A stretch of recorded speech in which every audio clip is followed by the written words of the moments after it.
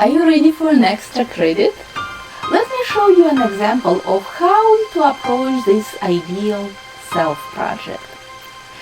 I created this piece during the air travel, as you might have guessed from the clouds.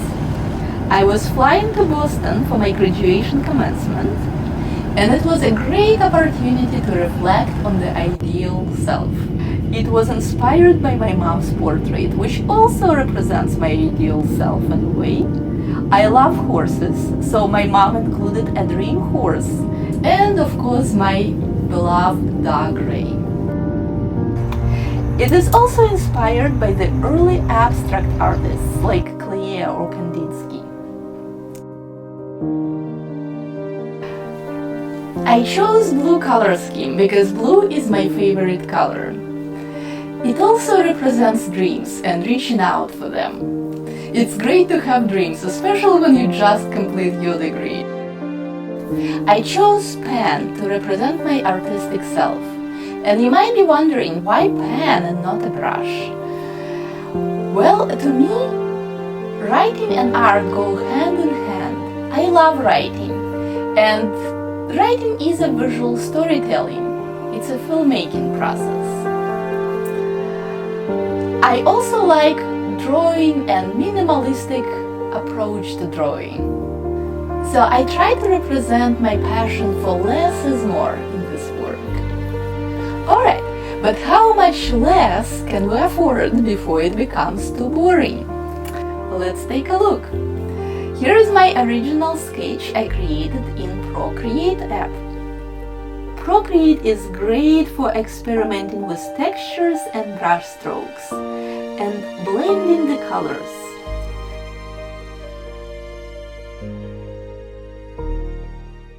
Then I tried recreating the composition using Illustrator with lines only. Well, except for the eyes, which are shapes with the gradients. I used blends, brushes and stroke width tools. It came out alright, but it was missing something. The clouds were an important element and people still liked the original better. Then I tried adding the clouds in Photoshop with layer masks.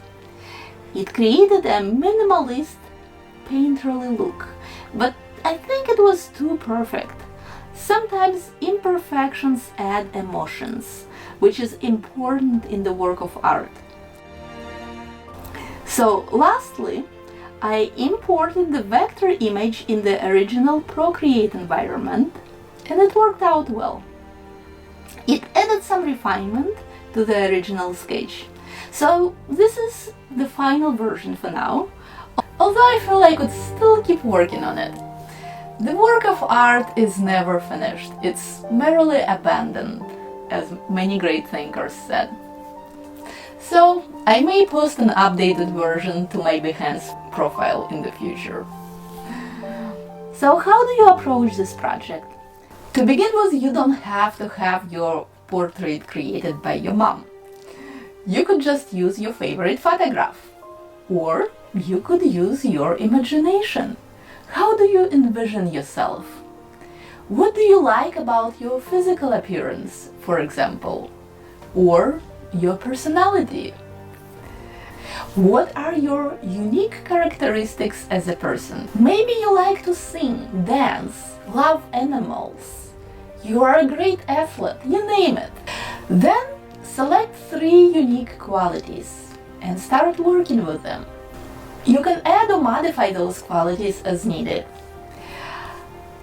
You can also summarize them. For example, I didn't list every form of visual art I do. Instead, I chose pen to represent my artistic self.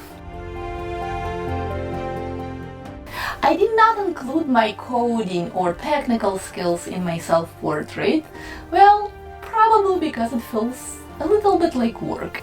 Instead, I chose to focus on my creative side.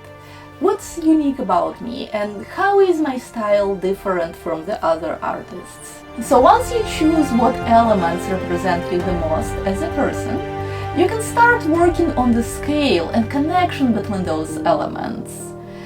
Perhaps the most important element should be bigger and brighter. Also think about the focal points in your portrait. In my portrait, the focal points are the eye and the pen. Then the viewer is guided along the artwork with a line in a circular motion, and they will notice the horse's head and the signature at some point. The white space is also very important because it helps to focus the viewer on the focal points. It helps to reinforce those visual elements. White space goes hand in hand with the focal points. Well, I hope you have fun with it, and I look forward to learning about your ideal selves.